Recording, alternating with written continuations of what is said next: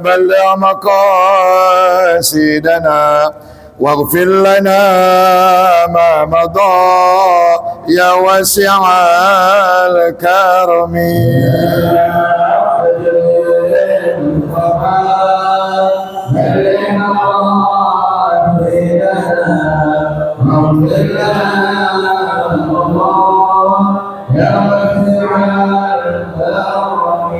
اللهم بارك لنا في رجب وشعبان وبلغنا رمضان وأئنا على الصيام.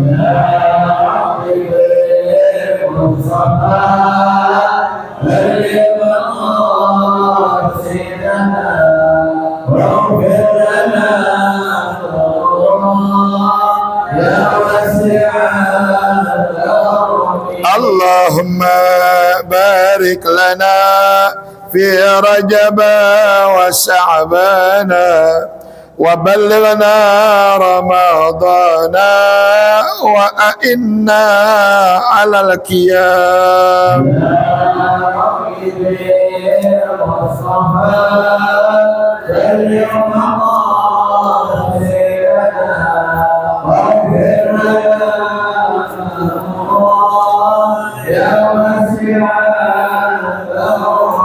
اللهم بارك لنا في رجب وشعبان وبلغنا رمضان وأئنا بالقرآن.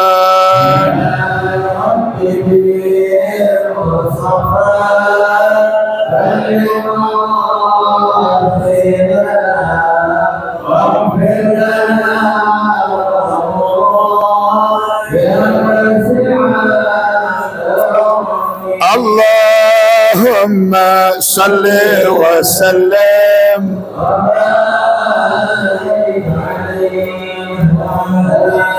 الفاتحة بالنية أن الله يفتح علينا فتوح العارفين والمنوح والرسخ وصل الجسد والروح وتوبة النصوح وعلى كل نية صالحة دافعة لكل شر جالبة لكل خير لنا ولوالدينا ولأحبابنا ولمعلمينا ولأستاذنا ولمن حق علينا أجمعين جميع المسلمين والمسلمات والمؤمنين والمؤمنات الأحياء منهم والأموات خصوص الأرواح من بنى هذا المسجد ومن قام هذا المسجد الجامع آل إمران المتقدمين والمتأخرين أن الله يغفر لهم ويرحمهم ويعيد درجاتهم في الجنة وأن يعيد علينا من بركاتهم وأسرارهم وأنوارهم وعلومهم ونفحاتهم في الدين والدنيا والآخرة وإلى حضرة النبي محمد صلى الله عليه وسلم. الفاتحة.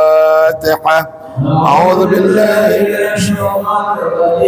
بسم الله الرحمن الحمد لله رب الرحمن مالك يوم إياك نعبد وإياك نستعين اهدنا الصراط المستقيم صراط الذين أنعمت غير المغضوب ولا الضالين. رب اغفر لي ولوالدي. بسم الله الرحمن الرحيم. لا إله إلا الله أستغفر الله. اللهم صل وسلم على سيدنا محمد وعلى آل سيدنا محمد وافتح لنا به أبواب علمك كما فتحتها على أنبيائك وعلمائك المتقدمين والمتأخرين وانصر علينا رحمتك يا ذا الجلال والإكرام برحمتك يا أرحم الراحمين والحمد لله رب العالمين.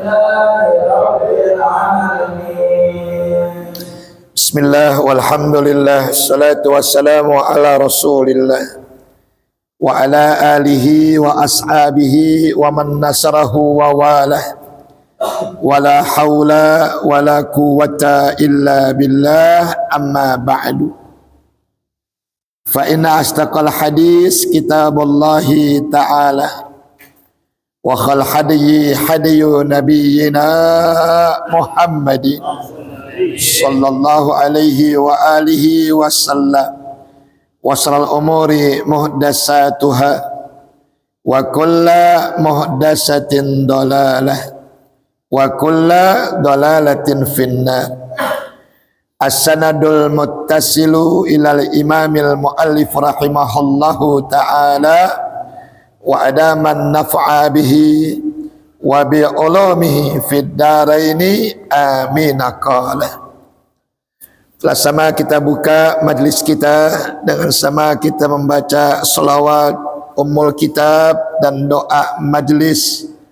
Semoga Allah berikan kita kemudahan untuk dapat memahami ilmu, meringankan kita untuk dapat mengamalkannya, dan tidaklah kita pulang dari majlis ini kecuali Allah berikan kita ilmu yang bermanfaat yang menyelamatkan hidup kita dunia wal akhirah. Amin ya rabbal alamin. Masih kajian kita yakni tentang bersahabat, berkawan, berteman dalam berakhlakul karimah, beradab, bermoral, memiliki sopan santun di dalam kita bersahabat sebagaimana yang diajarkan melalui persahabatannya Nabi kita Muhammad sallallahu alaihi wa alihi wasallam. Yang pada waktu itu kita sudah masuk kepada fadilah keutamaan yang ke-15. Maka ini malam kita masuk kepada yang ke-16.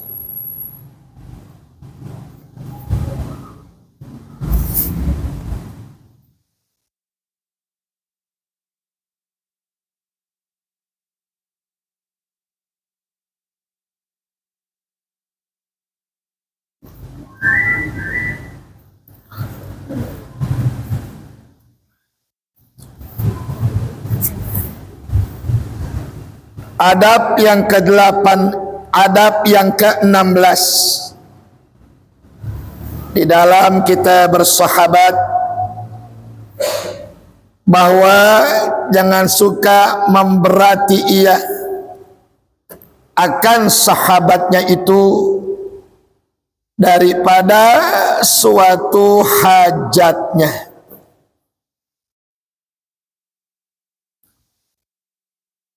Supaya senang hati sahabatnya itu daripada kesusahannya.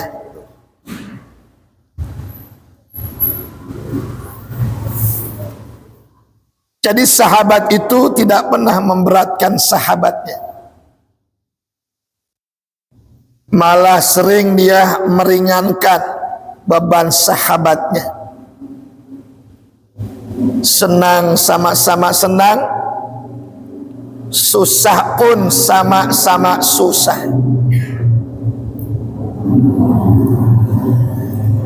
Jangan berteman di saat senang dan lupa sama teman di saat susah. Ada nggak yang begitu? Teman kalau lagi punya duit, di gunung dicariin, di gunung disamperin. Tapi ketika temannya susah, ketemu amprokan. kayak orang nggak kenal. Terus sahabat kayak begitu itu tidak bisa dijadikan sahabat. Jadi bersahabatnya ketika mau senang saja. Ketika sahabatnya mendapatkan kesusahan, dia menghindar, takut dimintakan bantuan. Ada nggak yang begitu?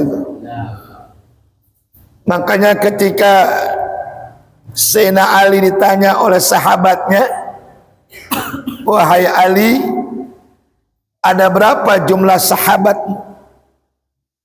Ada berapa jumlah temanmu? Ada berapa jumlah kawanmu? Beliau menjawab, tar, tunggu kalau aku lagi susah, baru kau tahu ada berapa sahabat. Bertanya sahabatnya, kenapa nungguin susah? Karena teman yang sejati adalah teman yang tetap mendampingi kita walaupun dalam keadaan susah. Sedangkan teman yang mendampingi kita di saat kita senang, itu bukan teman kita, kata Sayyidina Ali. Sejuta tangan yang merangkul kita di waktu kita senang nggak ada artinya dibandingkan dengan satu tangan yang merangkul kita di saat kita lagi susah. Apalagi ada istilah temen makan temen. Ada nggak tuh? Temen makan temen. Itu betul-betul teman yang nggak ada artinya tuh. Ya, teman makan teman gitu. Misalkan belaga minjem motornya, digadein. Ada tuh teman begitu. Digadein masih mending, masih bisa ditebus. Dibawa kabur, dijual motornya. Ya. Apalagi teman istilah hanya baik di depan kita, tapi begitu jahat di belakang kita. Bahasa daerahnya dibilang belangkon. Belakon depannya nunduk, belakangnya ngepel. Ya, kalau kata bahasa pepatahnya, menggunting dalam lipatan. Ya, mendingan jadi jarum. Jarum benang yang terpisah dijahit jadi satu lagi. Tapi teman yang seperti gunting itu bahaya. Malah kadang-kadang sengaja membuat kita jadi berpisah dengan teman kita dengan sifat hasutnya. Sifat yang gak senang ketika seseorang bersahabat begitu akrabnya. Yang dia kepengen itu keakrabannya rusak. Itu namanya sifat hasud yang disebut dalam Al-Quran, wa min syarri hasidin idza hasad. Ya, teman tapi hasud. Di depan kita baik, di belakang kita enggak baik. Teman tapi hasud, enggak senang lihat temannya akrab, bersahabat dengan siapapun. Dia senang kalau temannya itu banyak musuhnya, ya, banyak seteruknya. Nah, teman yang kayak begini nih jangan diikutin dah, bahaya. Ya, teman yang betul itu nggak pernah memberati sahabatnya itu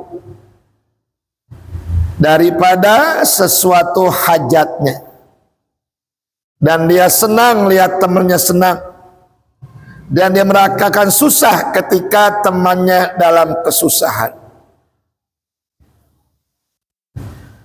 Yang ke-17,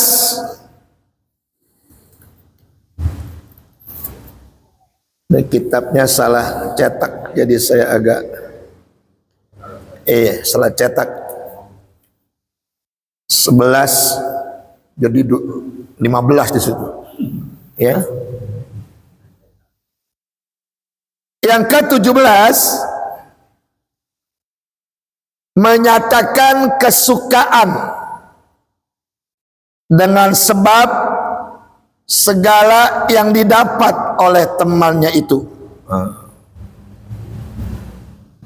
Berbagi, ya. Ketika mendapatkan kesenangan, berbagi. Ketika mendapatkan kesusahan, juga berbagi untuk saling mau mendengar keluhan temannya. Jangan temenin tuh, kalau teman lagi senang diam-diam, ya, lagi senang dapat obyekan aja, diem deh tuh, nggak ada omongnya. Jadi kalau susah ngomong melulu, ya, selalu minta bantuan, tapi sulit ngebantu orang lain.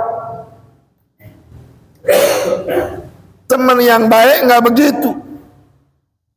Kalau dia mendapatkan suatu kesenangan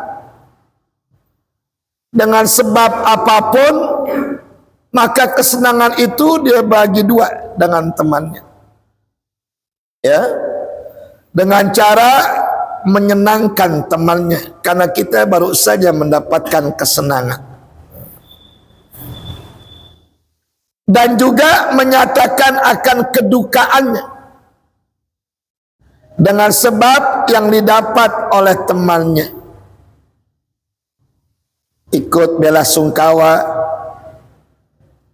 bagus-bagus ikut membantu. Sahabat temannya kebakaran, kita ikut merasakan kesedihan itu. Ikut merasakan kesedihan saja sudah bukan main bahagianya. Ini mah ada korban kebakaran, nengokin udah nggak bawa apa-apa, moto-moto doang. Ada nggak tuh? Moto-moto doang.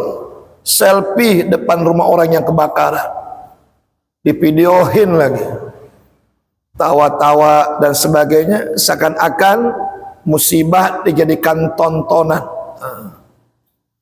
Jangan, sahabat yang baik nggak begitu. Ketika temannya dapat musibah, dia ikut merasakan kesedihannya. Dia punya rezeki, dia bantu.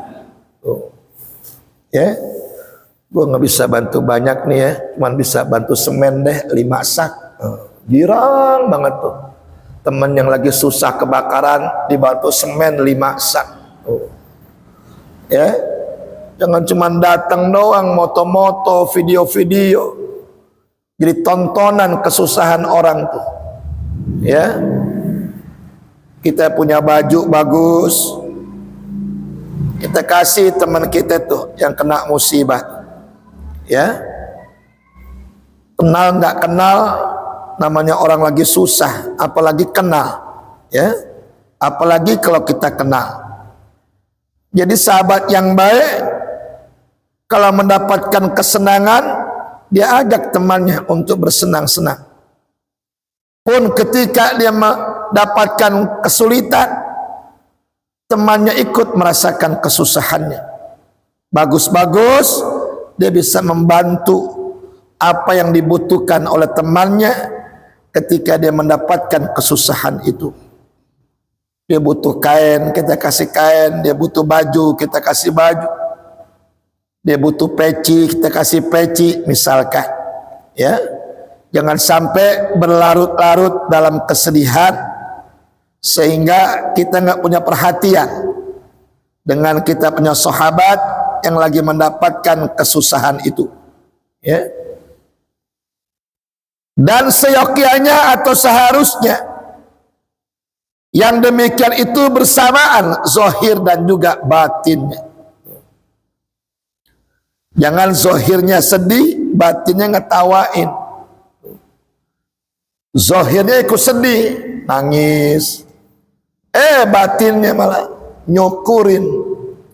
Ya, ini sahabat kayak begini khianat namanya. Hanya baik di hadapan kita, tapi begitu jahat di belakang kita. Sahabat yang baik, zahirnya baik, batinnya juga baik. Ya, supaya apa?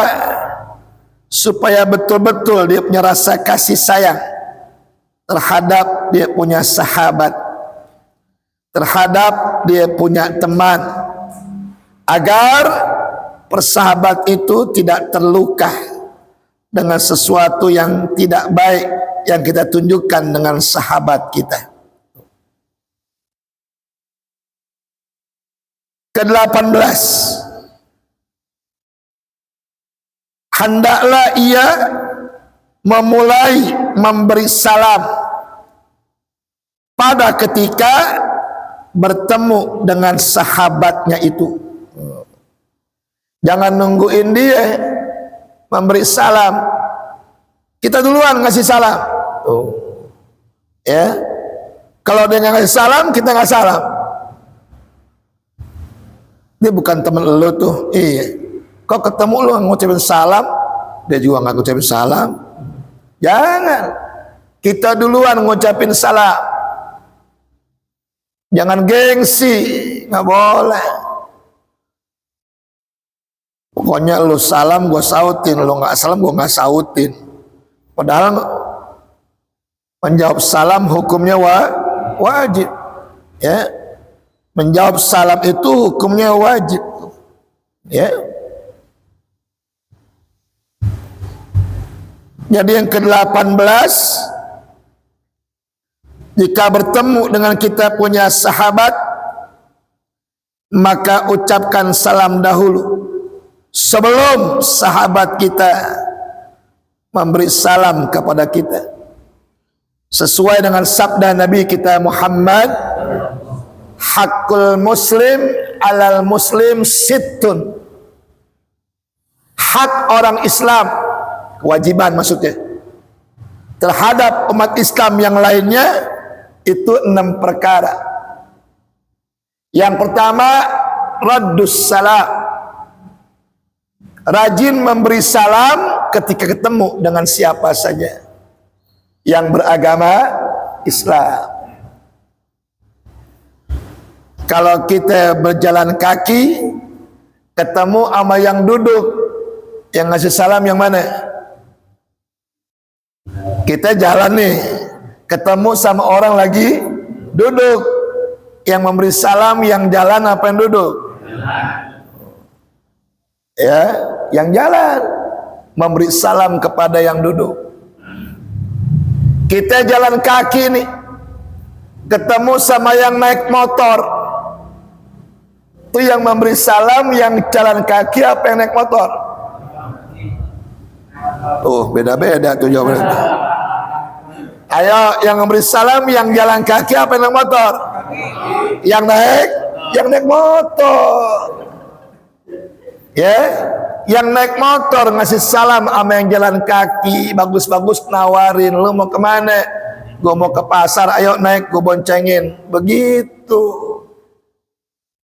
Mentang-mentang motornya picek, sombong ya. Kita naik motor, ketemu sama yang naik mobil. Yang ngasih salam duluan yang mana? Yang mana? Kayaknya mau jawab ragu-ragu nih. Kita naik motor, ketemu sama yang naik, yang memberi salam yang naik motor atau mobil? Naik mobil ngasih salam sama naik motor. Buka jendela kaca, assalamualaikum.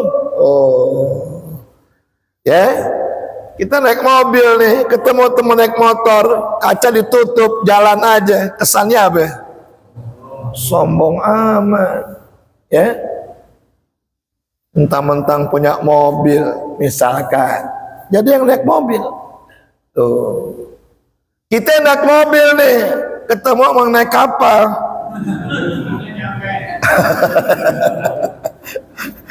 Ya, aneka yang naik kapal bisa ngasih salam, yang naik kapal mesti ngasih salam tuh sama yang naik mobil, supaya tidak menimbulkan kesombongan.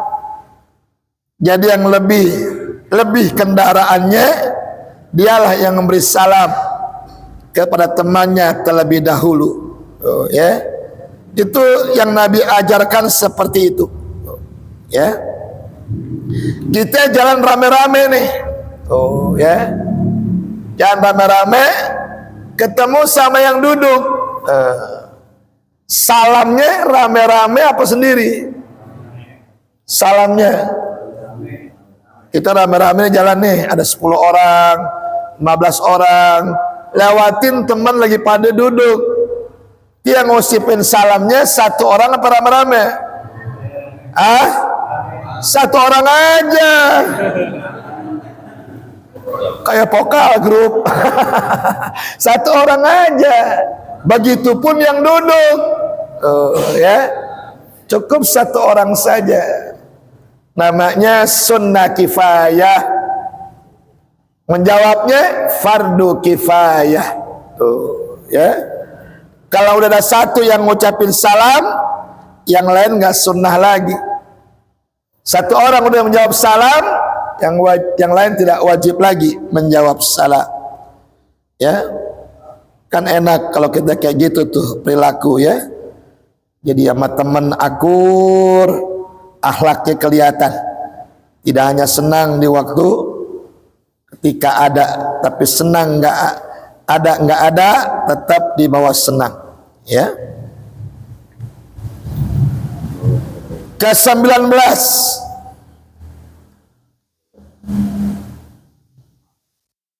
apabila datang sahabatmu itu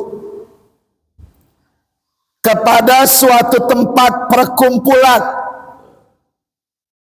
di mana orang banyak duduk di tempat itu, maka hendaklah ia meluaskan baginya di dalam perhimpunan itu.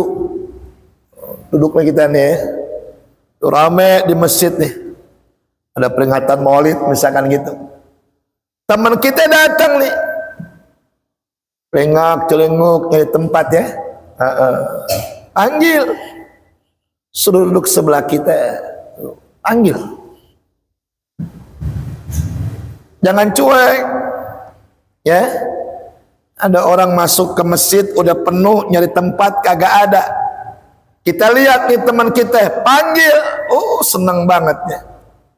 Ya, karena kan di depan yang lebih beruntung, ya, banyak makanan, banyak makanan. Yang belakang kan diplastik-plastikin. Kalau yang depan kan, ya, pakai nampan, ya, pakai piring, tuh, lain tuh, ya. Makanya saya ingat tuh, saya punya murid kalau ngawal saya rapi bajunya. Turun dari mobil nggak ada yang salaman sama saya, salaman sama dia semua. Dia pikir ustadznya dia. Pas yang ceramah saya baru tahu deh orang, itu ustadz. Lebih keren dia. Sorbannya 6, saya 1 sorbannya, dia 6 sorbannya. Yeah. Terakhir yang ke-20,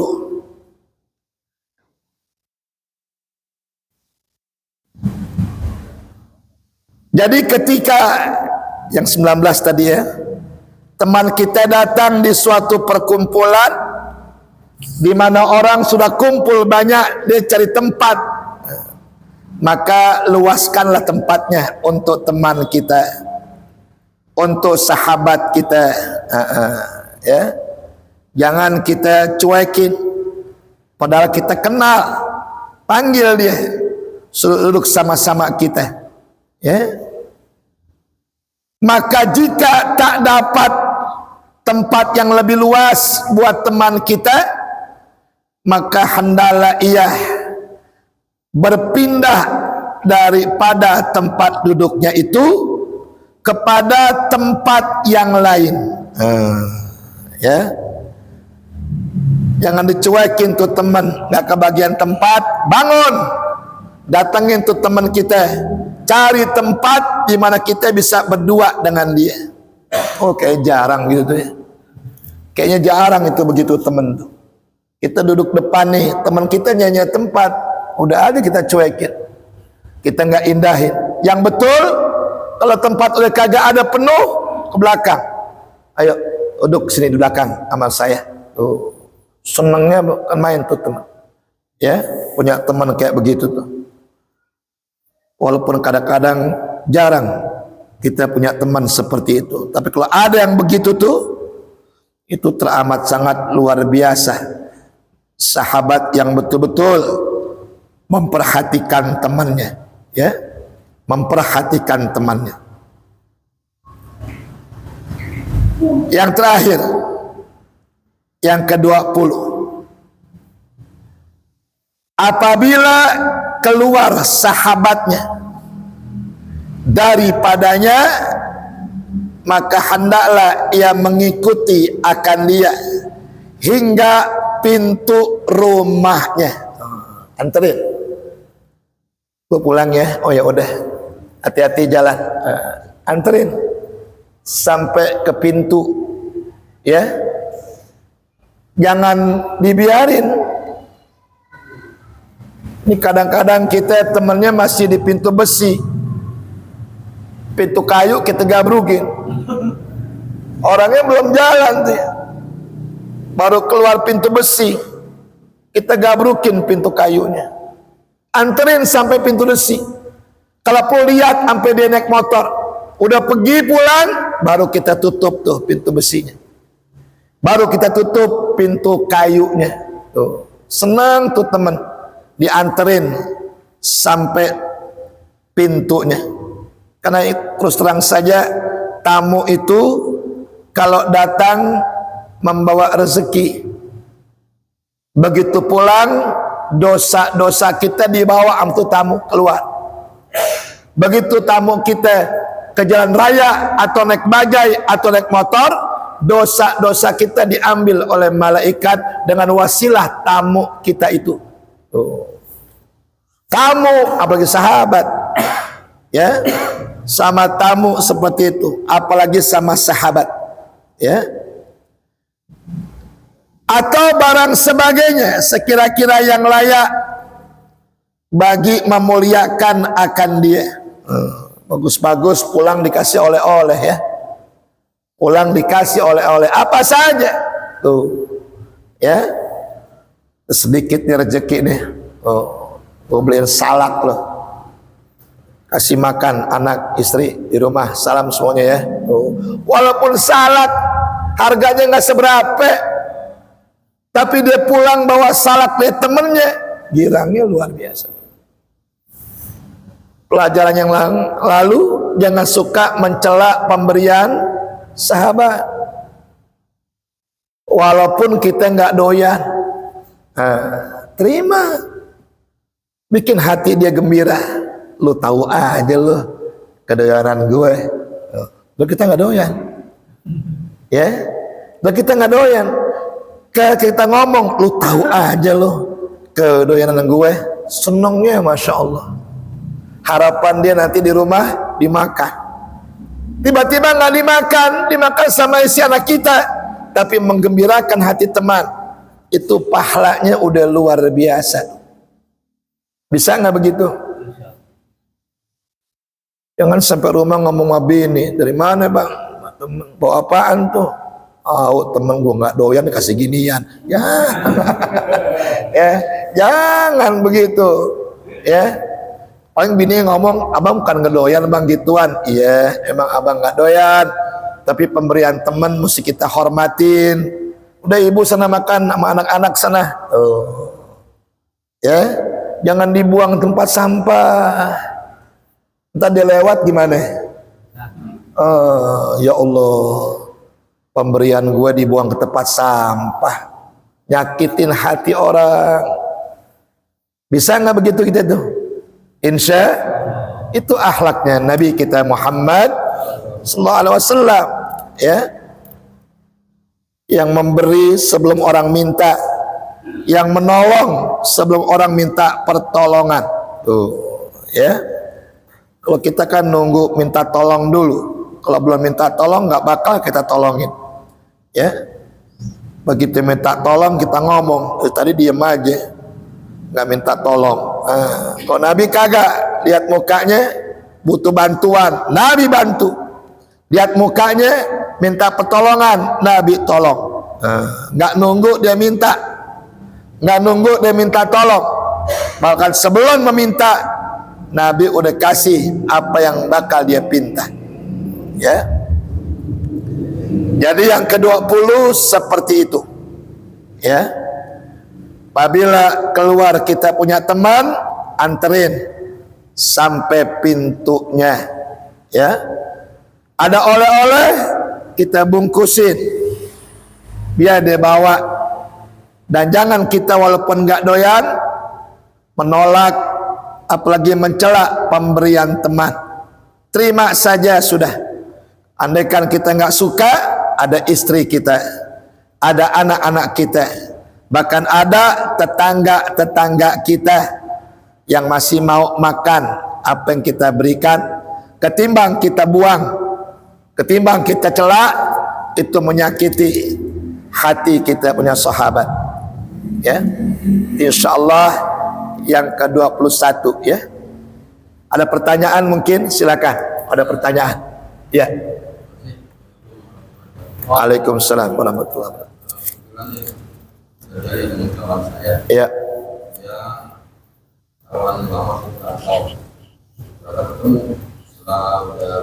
Berapa lama ketemu ya? Iya. Kalau yang ini sudah punya istri, yang ini belum. Bermain jalan, diajak rumah, mampir 1 hari, 2 minggu, sampai 1 bulan dan sampai 1 bulan. Nah, akhirnya bagaimana si istrinya ini, istri kawan antaranya, karena berarti dia ekonomi, akhirnya ya belajar dari ada iya. Hukumnya akhirnya begini, akhirnya si sang suaminya itu mengetahui panggilan mereka, mungkin nggak punya ampun, Diamplokin lah. oke, kalau kamu mau dengan dia, silakan. Hukumnya dari si suami itu menyerahkan dengan sah pengalamannya kawannya itu bagaimana, dan hukum si lelakinya itu dalam orang hukumnya gimana? Ya. Assalamualaikum warahmatullahi wabarakatuh. Secara syariat bertamu itu paling lama 3 hari. Selama 3 hari itu wajib kita layani makannya, wajib kita layani minumnya, wajib kita siapkan tempat tidurnya. Berapa hari? Lewat 3 hari bukan tamu lagi, numpang. Numpang namanya, bukan tamu. Tuh. Jadi tamu itu cuma 3 hari. Andaikan dia mau lewat 3 hari, cari hotel.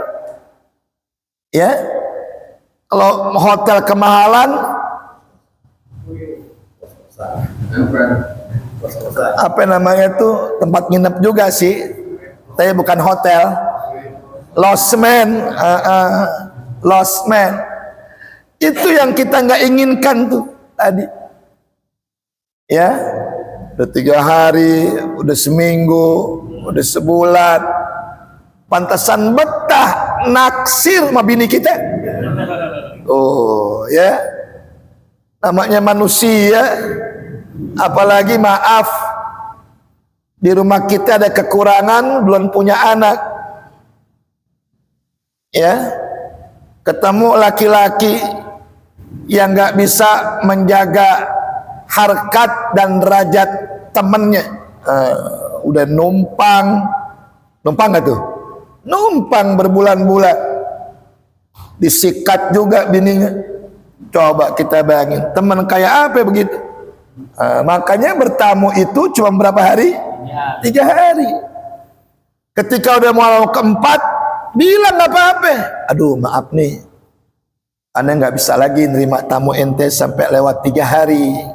Oh ya, Mendingan ente cari deh losmen ke tempat penginapan.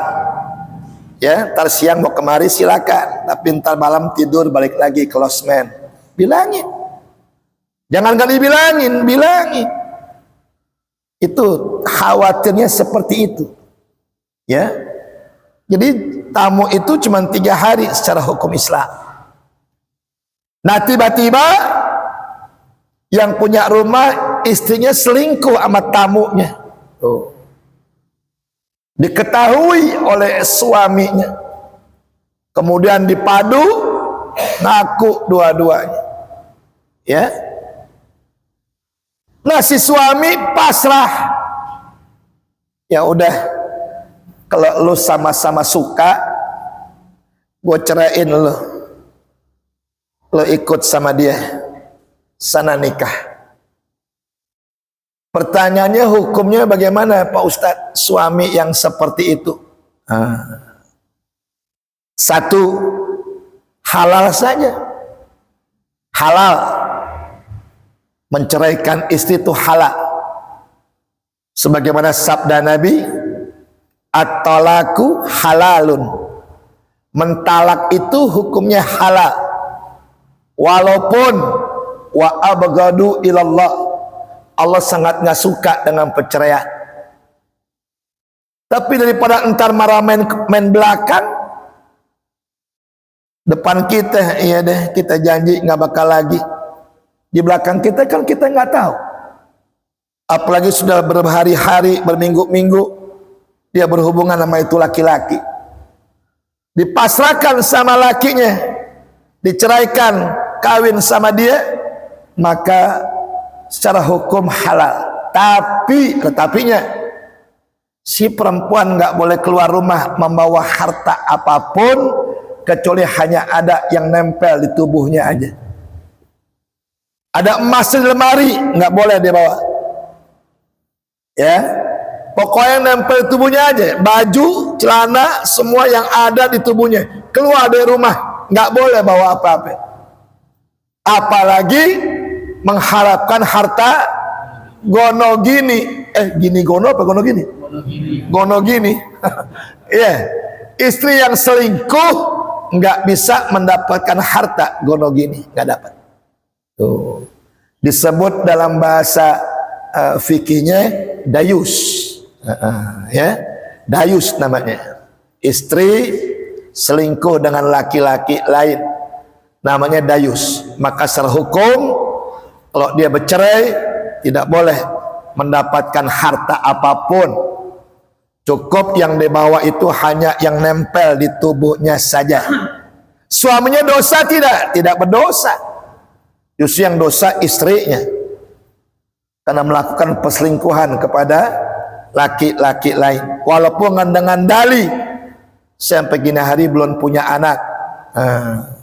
Tapi bukan alasan itu orang bisa melakukan perselingkuhan.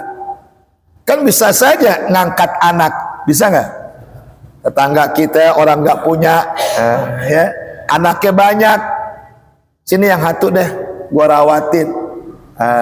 Ya boleh, nggak apa-apa. Ya dirawatin, kali-kali aja mancing dengan merawat anak orang, nanti dia bisa hamil, biasanya begitu. Ya, jadi yang dosa istrinya, yang kurang ajar laki-lakinya.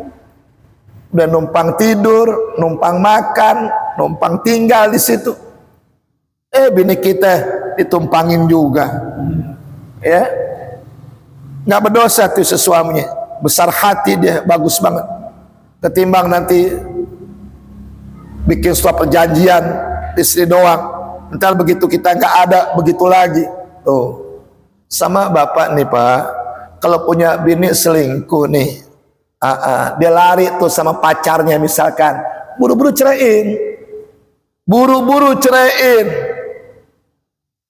Yang ada istilah begini, biar gua gantung, biar dia nggak bisa nikah. Gantung apanya? Justru selama dia belum kita ceraiin, masih bini siapa ya? Kita belum ceraiin nih, masih bini siapa ya? Masih bini kita. Di luar dia main sama pacarnya, berzina. Kita masih suaminya, nanggung dosanya. Ceraiin aja udah. Ya, datengin orang tuanya, Pak, mohon maaf. Anak bapak udah 2 minggu nggak pulang sama laki-laki lain. Saya datang kemari menyerahkan anak bapak kepada bapak lagi. Dulu saya lamar secara baik-baik, sekarang saya kembalikan pun dengan cara baik-baik. Tapi mohon maaf Bapak, saya nggak bisa ngurusin perceraian di pengadilan Pak, karena mahal. Jadi suruh si laki-lakinya yang ngurusin tuh perceraiannya. Dia rebut bini kita, maka perceraiannya urusin di pengadilan. Selesai sudah. Dia mau ngapain di luar sama laki-laki lain, kita nggak punya tanggung jawab lagi, karena udah diapain? Sudah diceraikan, diserahkan sama orang tuanya. Jangan digantung apanya? Ya, digantung apanya? Gua nggak bakal ceraiin, biarin. Beda nggak bisa nikah sama tuh laki-laki. Gua gantung aja. Nikah kagak, berzina melulu. Kita masih lakinya, gimana coba? Ya, kita masih lakinya. Udah ikhlasin, ya. Berarti tuh laki-laki kan dapat barang bekas. Barang bekas mana ada yang bagus, mana juga barang bekas. Dia secara hukum nggak salah tuh suami menceraikan istrinya, serahkan sama selingkuhannya. Lu nikah situ, baik lu berzina. Kalau perlu ntar lu nikah, gua hadir. Kalau perlu gua jadi saksi. Hebat tuh lakinya gitu ya, jadi saksi. Bekas bininya nikah sama selingkuhannya, bekas laki jadi saksi. Jarang sih ya, jarang yang begitu ya. Tapi kalau ada yang begitu, tuh suami berjiwa besar, berjiwa besar. Insya Allah dapat istri lebih cakep tuh dari yang diceraiin tuh, lebih cakep tuh. Kalau yang diceraiin kayak Dewi Persik misalkan, kita dapat ini lagi kayak Luna Maya. Ada lagi yang lainnya? Ya silakan Mbak. Buang air kecil berdiri atau dengan jongkok itu yang benar? Iya. Dan apa hubungannya misalnya dengan? Iya. Islam mengajarkan buang air kecil itu jongkok, bukan berdiri. Karena buang air kecil berdiri kal hayawan, sama seperti hewan. Tuh ya. Nggak ada hewan kencing jongkok. Hampir semua hewan kencingnya diri. Lagi kucing sama anjing, kaki atuk naik ke atas tuh kaki.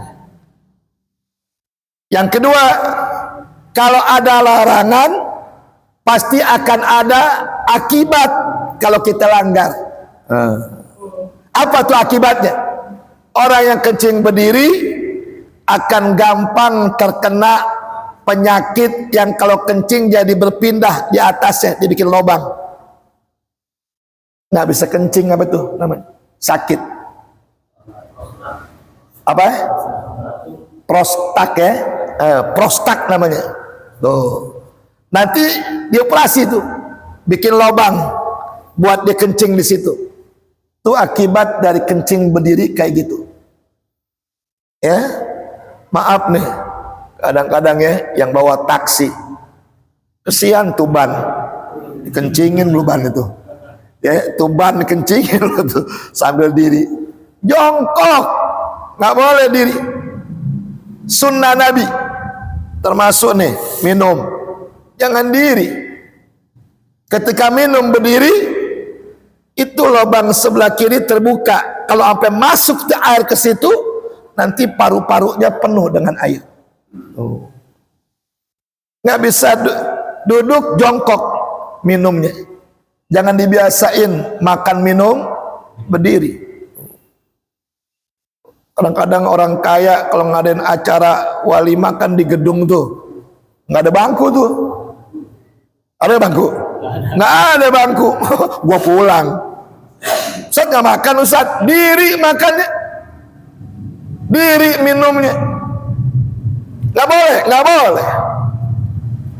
Disuruh duduk begini nih, lubang di sebelah kiri kita tertutup. Jadi kalau kita minum, jatuhnya ke perut. Dari perut, jatuhnya gampang buang air kecil. Tuh.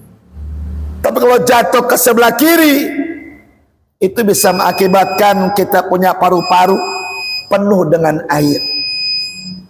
Itu bisa membuat kita ngap. Kalau udah kebanyakan tuh air, ngendep di paru-paru, udah nggak bisa beraktivitas apapun, ya, lelah, capek dan sebagainya. Jadi catat baik-baik, perintah Allah kita nggak kerjain pasti ada akibatnya. Larangan Allah kita kerjain pasti ada akibatnya. Sunnah Nabi kita kerjain pasti ada akibatnya. Pun yang makruh dari Nabi kita kerjain pasti juga ada sebabnya, ada akibatnya. Contoh yang gampang aja deh. Ngerokok sunnah apa makruh? Makruh. Kerjain aja. Allah makruh ini, Allah makruh ini. Tuh. Pasti ada akibatnya. Tuh. Apa itu? Bisa batuk, bisa paru-paru, bisa jantung, ujung-ujungnya bengek, napas bersuit.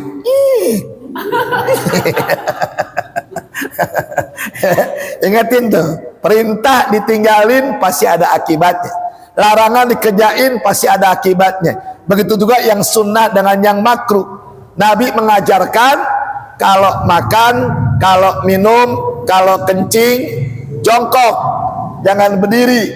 Kita berdiri pasti ada akibatnya. Ya. Nabi larang laki-laki pakai emas, betul? Jangan dipakai, karena emas mengandung penyakit kanker darah. Kalau laki-laki yang pakai, itu darah nggak ada tempat buat ngeluarinnya. Kok perempuan boleh? Karena perempuan setiap bulan ngeluarin darah. Apa itu? Mens. Sehingga bibit-bibit kanker, bibit-bibit tumor yang dibawa oleh emas yang dia pakai kebuang dengan darah mennya. Tuh. Kalau kita men nggak, mencret, nggak kebuang, itu bisa mengakibatkan apa? Kanker, tumor bagi laki-laki yang pakai emas. Ada lagi? Ya. Tadi kan yang ditanya soal kencing, Ya. yang nggak bisa duduk. Kalau orang itu sakit, Ya. mungkin kencing juga ada cara yang basah. Ya. Itu gimana, Ustaz? Iya, ada tempatnya. Pispot namanya ya. Pispot tau nggak? Pispot yang di rumah sakit tuh. Beli sudah di klinik. Kita nggak bisa jongkok, paling duduk kencingnya. Ya, masukin deh tuh ke dalam lubang pispot, kencing deh sebanyak-banyak ke situ. Jangan diri, jangan. Prostat akibatnya, susah kencing, akhirnya nggak bisa dioperasi, bikin lubang. Tuh, kemana-mana dibawa tuh apa itu? Botolnya ya, botol tuh dibawa kemana-mana. Sampai kencing dari sini, bukan kayak kita normal. Akibat apa tuh? Prostat. Prostat itu akibat kalau kencing kita berdiri. Kalau kita udah nggak bisa ngapa-ngapain, udah beli pispot. Pispot buang air besar ada, pispot buang air kecil juga ada. Malah kalau lebih ringkes lagi, ada pampers orang dewasa. Ada nggak? Pampers orang dewasa. Tuh, kalau dulu kan orok doang, nggak pampers ya. Anak kecil doang. Kadang orang dewasa ada pampersnya. Beli deh. Kali tidur malas kencing, pakai pampers deh ya. Misalkan gitu, ya. Jadi nggak ada yang sulit. Insya Allah ada jalan keluar. Andaikan, ya, pampers pakai nggak apa-apa, ya. Dulu mah orang tua kita, maaf ya, saya tuh merawat orang tua, masya Allah tuh, ya. Din, mau kencing Din, ambil pispot tuh, masukin. Udah belum mbak? Udah bersih belum? Udah, keluarin, cebokin. Ya, Din pengen buang air besar, ambil lagi pispotnya yang gede ya.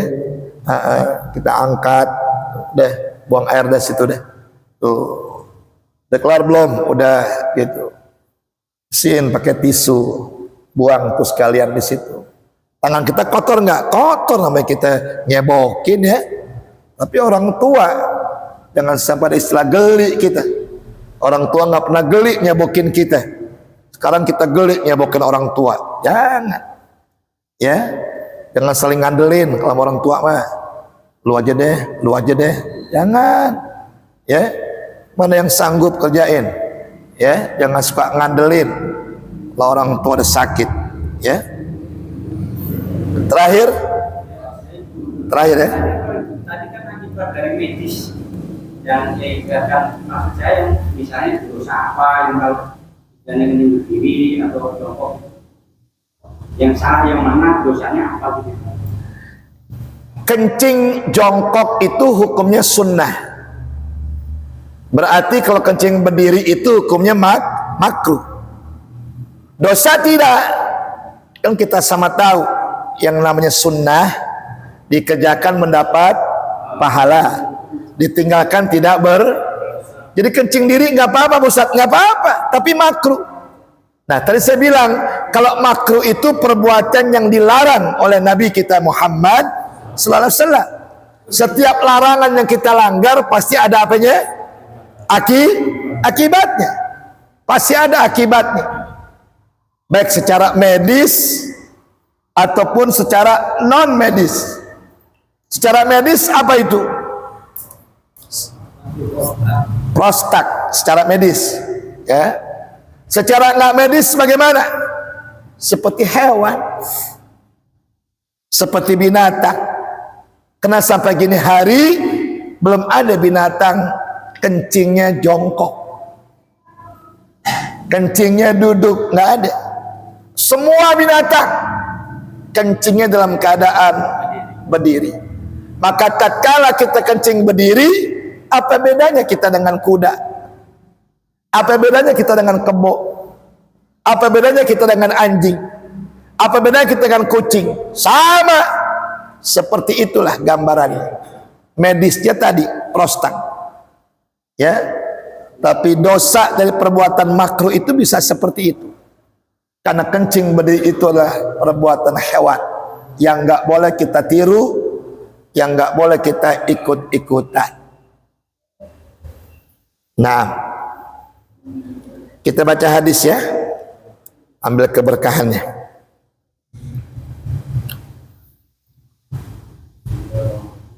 Ani bin Abi Aufa, inzal fajdahli, inzal fadfahli, idza ra'aital lail qad akbala min hahina faqad aftaras siyam. Ada sahabat nanya, bagaimana kalau ada orang lagi puasa tidur sampai ngimpi keluar mani, ya, tidur sampai keluar air mani, ya. Maka kalau keluar maninya karena tidur, lanjutkan puasanya. Misalkan kita habis johor rebah-rebahan deh nih di Masjid Ali Imran ya, AC nyala semua, adem nggak tuh? Adem dah. Lagi pulas-pulasnya tidur, ngimpi ketemu sama si doi, ya. Dalam mimpi itu seakan-akan dia melakukan hubungan badan sampai keluar mani. Begitu kita mendusir mandi hadas, lanjutkan puasanya. Ya, mandi hadas, lanjutkan puasanya. Tapi kalau keluar air maninya sengaja, ya, sengaja nih, ya, Apakah kawin dengan dua tangan? Paham dong?